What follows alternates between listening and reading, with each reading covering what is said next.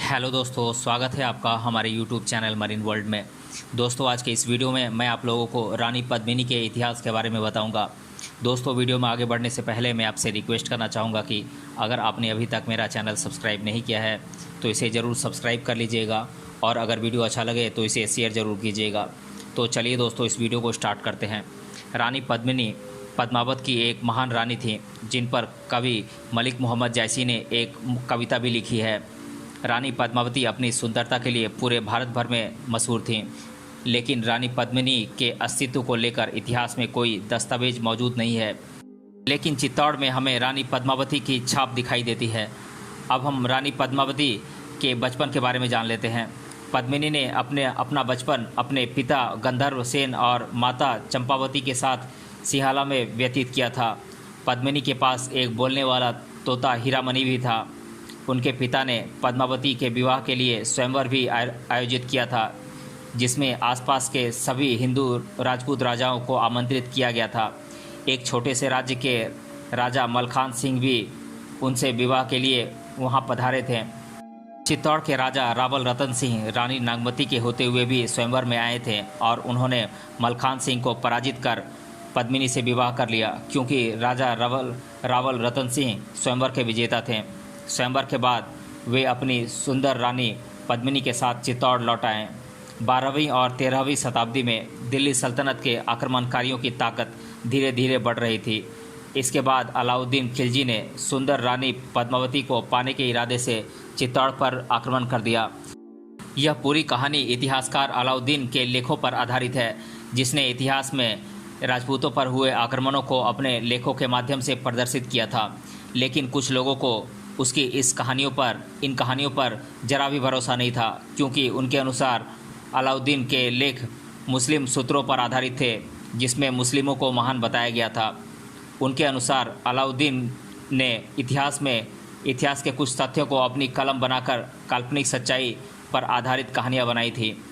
उन दिनों चित्तौड़ राजपूत राजा रावल रतन सिंह के शासन में था, जो कि एक बहादुर और साहसी योद्धा भी थे। एक प्रिय पति होने के साथ ही एक बेहतर शासक भी थे। इसके साथ ही रावल रतन सिंह को कला में भी काफ़ी रुचि थी।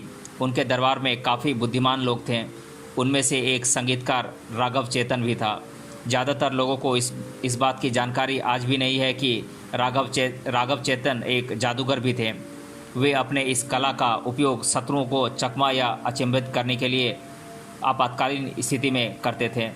लेकिन राघव सिंह के कारनामे सभी के सामने आने के बाद राजा बहुत क्रोधित हुए और उन्होंने उसे अपने राज्य से निकल जाने का भी आदेश दिया था और उनके चेहरे को काला कर उन्हें गधे पर बिठाकर राज्य में घुमाने का आदेश दिया था। इस घटना के बाद वे राजा के सबसे कट्टर दुश्मनों में शामिल हो गए थे। इसके बाद राघव चेतन ने दिल्ली की तरफ जाने की ठानी और वहां जाकर वे दिल्ली के सुल्तान अलाउद्दीन खिलजी को चित्तौड़ पर आक्रमण करने के लिए मनाने की कोशिश करने लगे। दिल्ली आने के बाद राघव चेतन दिल्ली के पास वाले जंगल में रहने लगे। वहां सुल्तान अक्सर शिकार के लिए आया करते थे। एक दिन सुल्तान के शिकार की आवाज़ सुनते ही राघव ने अपनी बांसुरी बजाना शुरू कर दी। जब राघव चेतन की धुन सुल्तान की सेना और उन्हें सुनाई दी तो वे सभी आश्चर्यचकित हो गए कि इस घने जंगल में कौन इतनी मधुर ध्वनि से बांसुरी बजा रहा है। सुल्तान ने अपने सैनिकों को बांसुरी बजाने वाले इंसान को ढूंढने का आदेश दिया और जब राघव चेतन स्वयं उनके सामने आए तब सुल्तान ने उनको अपने साथ दिल्ली के दरबार में आने को कहा। तभी राघव चेतन ने सुल्तान से कहा कि वह एक साधारण संगीतकार है और ऐसे ही बहुत से गुण उसमें हैं। और जब राघव चेतन ने अलाउद्दीन को रानी पद्मावती की सुंदरता के बारे में बताया तो अलाउद्दीन मन ही मन रानी पद्मावती को चाहने लगा।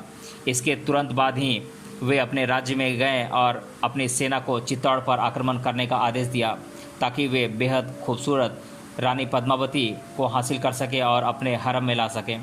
चित्तौड़ पहुंचते ही अलाउद्दीन खिलजी के हाथ निराशा लगी, क्योंकि उन्होंने पाया कि चित्तौड़ को चारों तरफ से सुरक्षित तरीके से सुरक्षा प्रदान की गई है। लेकिन वे रानी पद्मावती की सुंदरता को देखने का और इंतज़ार नहीं करना चाहते थे। इसलिए उन्होंने राजा रतन सिंह के लिए यह संदेश भेजा कि वे रानी पद्मावती को बहन मानते हैं और उनसे मिलना चाहते हैं। इसे सुनने के बाद निराश रतन सिंह को दिल्ली के सल्तनत के तीव्र प्रकोप से बचाने का एक मौका दिखाई दिया। रानी पद्मावती ने अलाउद्दीन को उनके प्रतिबिंब को आईने में देखने की मंजूरी दे दी थी। अलाउद्दीन ने भी निर्णय लिया कि वह रानी पद्मावती को किसी भी हाल में हासिल कर ही लेगा। अपने कैंप में वापस आते समय अलाउद्दीन कुछ समय तक राजा रतन सिंह के साथ ही था। सही मौका देखते ही अलाउद्दीन ने राजा रतन सिंह को बंदी बना लिया और बदले में रानी पद्मावती को देने के लिए कहा। सोनगढ़ के चौहान राजपूत जनरल गोरा और बादल ने सुल्तान को उन्हीं के खेल में पराजित करने की ठानी और कहा कि अगली सुबह उसे रानी पद्मावती दे दी जाएंगी। उसी दिन 150 पालकी, जिसे पूरी तरह से सजाकर ढककर, जो उस समय 4 इंसानों द्वारा एक स्थान से दूसरे स्थान पर ले जाया जाता था और इसका इस्तेमाल शाही महिलाएं एक स्थान से दूसरे स्थान पर जाने के लिए करती थीं। उन्होंने ये पालकियां मंगवाई और उसे किले से अलाउद्दीन के कैंप तक ले जाया गया और पालकियों को वहीं रोका गया जहां राजा रतन सिंह को बंदी बनाकर रखा गया था। जब राजा ने देखा कि पालकियां चित्तौड़ से आई हैं तो राजा को लगा कि उसमें रानी भी आई होंगी और ऐसा सोचकर वे शर्मिंदा हो गए। लेकिन जब उन्होंने देखा कि पालकी से बाहर रानी नहीं बल्कि उनकी महिला कामगार निकली है और सभी पालकियों में सैनिक भरे हुए हैं और तो वे पूरी तरह से अचंभित थे।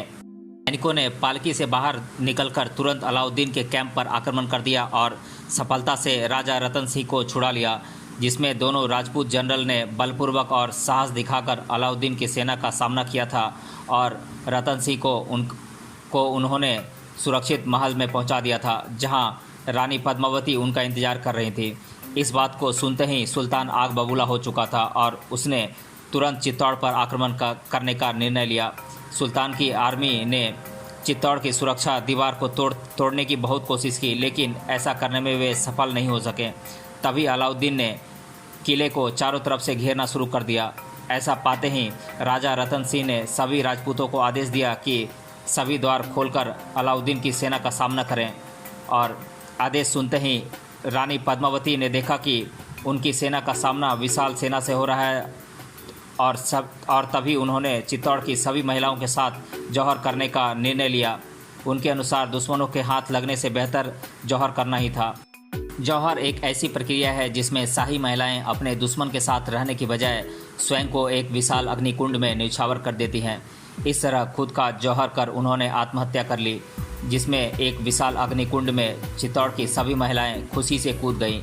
यह खबर पाते ही चित्तौड़ के सैनिकों ने पाया कि अब उनके पास जीने का कोई मकसद नहीं है और उन्होंने युद्ध करने का निर्णय लिया, जिसमें सभी सैनिक केसरी पोशाक और पगड़ी के पहनावे में आए और उन्होंने अलाउद्दीन की सेना का मरते दम तक सामना किया।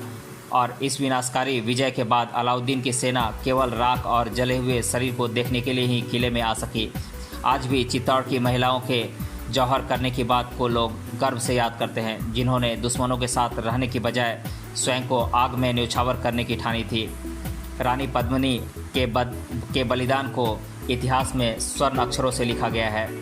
तो दोस्तों, आज के इस वीडियो में हमने जाना रानी पद्मिनी के इतिहास के बारे में।